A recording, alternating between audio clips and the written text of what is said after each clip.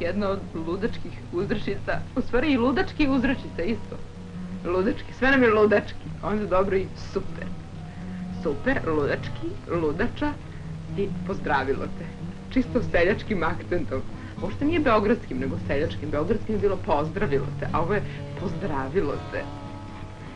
A ovo ništa ne znači, nego upotrebljaš je kad hoćeš. U svakoj situaciji ima značenje, zavisno od situacije.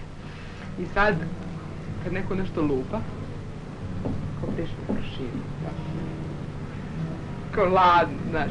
I kad neko nešto lupa, takođe u društvu, da bi ga zaludio, dođeš tamo. Kao žvećeš vatru. I nekog zaludiš, već. Ali ludače je mnogo. Ludače je super.